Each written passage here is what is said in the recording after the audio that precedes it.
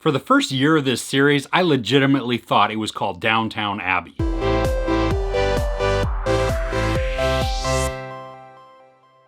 The Crawleys are back to begin with. Well, in reality, they never really left. In the Downton Abbey feature-length film, the King and Queen of England are coming to visit the wealthy owners of the estate known as Downton. Full disclosure, I've never sat down to watch a full episode of this show. Now, before you hit that stop button or you exit out of there, just hear me out. My wife watches the show, and I've been present during some of the viewings, but I've never actually sat down and really paid attention to what was going on screen.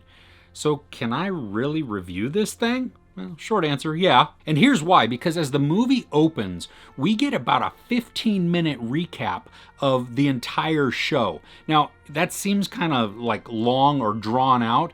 It was concise. I mean, as me, somebody who has no idea what's going on, it really informed me to what I could expect, who the characters were. Now, I may not remember all of their names, and I may not get every little bit that they're talking about, but I got a really good just feel for the show, for what was happening, for who was kind of who, the dynamics of the family and of the house and how it's all run. And then just, it prepared me for what was going to come next. My wife enjoyed it too, because it was just like, hey, yeah, oh no, I really like this, or I remember that person, or whatever that was, that especially, I guess, well, non-spoiler for the movie, but for the series, if you watch the series, people die. And they bring that up in the recap, which was good for me because now I'm being caught up and everybody else in the audience is like, oh, we missed them, or yay, they're there. And the movie itself is great fan service. I mean, it's kind of like how Endgame was for Marvel fans. Now, I don't know if it's to that level of insanity and the degree, but I heard people, they applauded and they laughed and they like, oh yeah, you could audibly hear and you could even feel the energy when certain characters would appear or when they would say certain things or when different things happened. So you knew that they were expecting this, or they wanted it, or they had been missing out on it, whatever that was, that the movie was fulfilling to at least a fair amount their expectations. Now, there's a lot of laughs in this film, and it's not a comedy per se, but oh my goodness, Maggie Smith, she steals the scenes. And I guess that's what she does in the series as well. I mean, she is just super witty, and the comments that she has, and they're dry and done in that real British way that just makes it all the more funny. I mean, it wasn't really those like gut buster type of long laughs, but it made me laugh out loud. And it was almost like a loud chuckle or a forced like, ha! Because it caught me off guard, or it was like, ooh, that was a little biting, but dang, it was funny. And the cinematography in this is really stunning. I mean, it shows the grandeur of the estate itself, but not just from the outside, but also from the inside. I mean, you get to just see how this massive house looks on the inside and just all of the intricacies as they go through. But it's not just the facades. I mean, it's also with the characters themselves, how they're framed, how they're shot, how they're lined up. And just as everything goes on, I mean, I found myself, it was really beautiful to watch.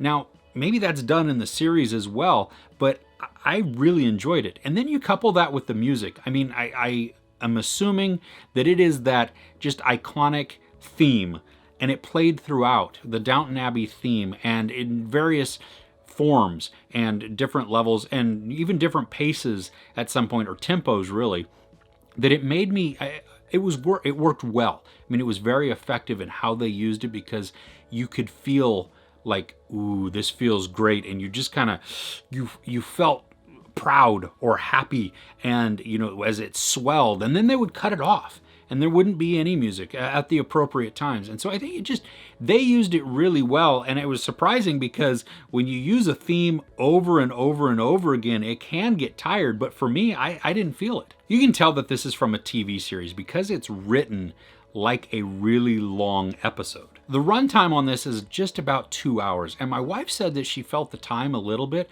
For me, I didn't feel it at all. I mean, if anything, I felt that it was rushed. Like, the pace of this thing was so quick that it was just non-stop that I couldn't even catch my breath. And some of that was okay because, again, I didn't feel the time. So as 2 hours is going along, I'm like, oh, okay, we're chucking along. But oh my goodness, I was exhausted at the end of this. And the other issue that comes with such a quick pace is that you don't have any breathing room. And what that does to the story is that things are resolved really quickly. And there was a part towards the beginning of the film that I thought was going to be a lot more tension, a lot more mystery. I thought that maybe that's what was going to be the underlying thing that goes throughout this movie, that we're going to, this is what's going to happen.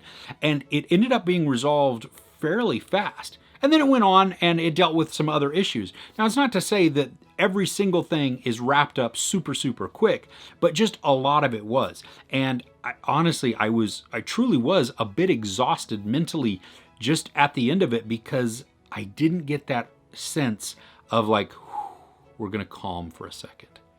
And that's something that happens in a lot of foreign films, that they use the breath, they use the silence, they use just the scenery to help draw you into it.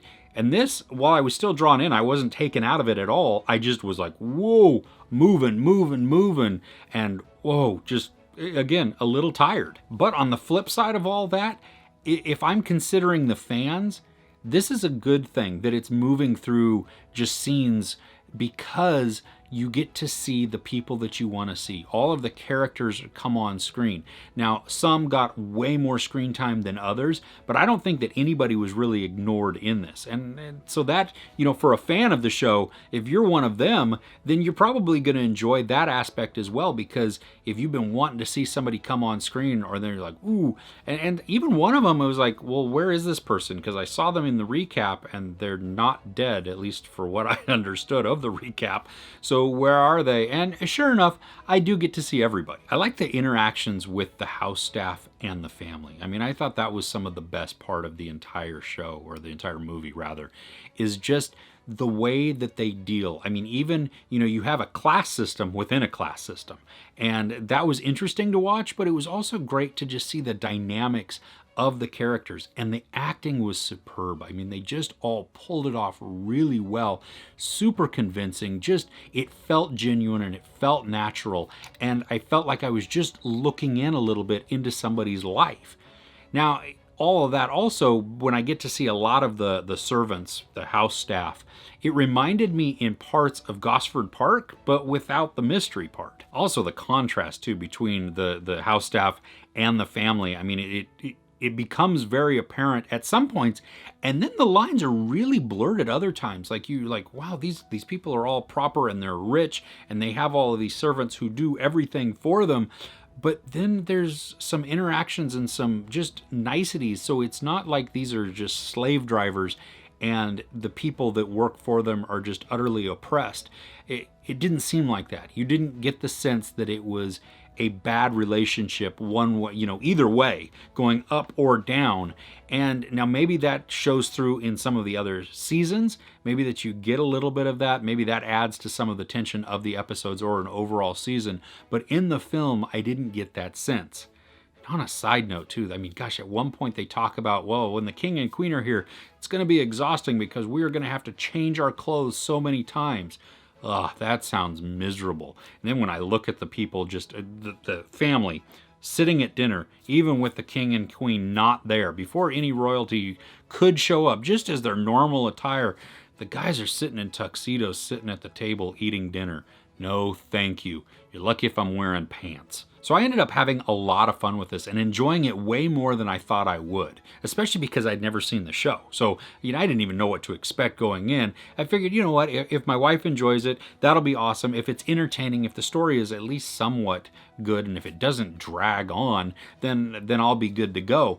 But no, I really did have a lot of fun with it. I loved the acting and the scenery and the wit and the humor and the characters too.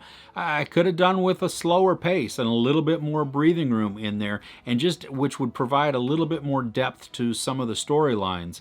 Even though there was some depth to the overall story of the film. I just some of these little side stories I would have enjoyed a little bit more deep to it. So if you are a fan of the show, then you'll probably really enjoy the movie. And if you're going with somebody because they're a fan of the show and you have no idea what's going on and you're just there to be supportive, I think you can really enjoy it as well, especially because they give the recap at the beginning. So then you're pretty much caught up. There's no sex, nudity, profanity, or violence. I give Downton Abbey 4 out of 5 couches. Do you have a favorite character? Who is it? Let me know in the comments below. If you enjoyed this review, please give it a like. Also, don't forget to share and subscribe. I'm Chris. This is Movies and Munchies. Thanks for couching with me. Made it all the way to the end and then yeah, good boy. Good boy.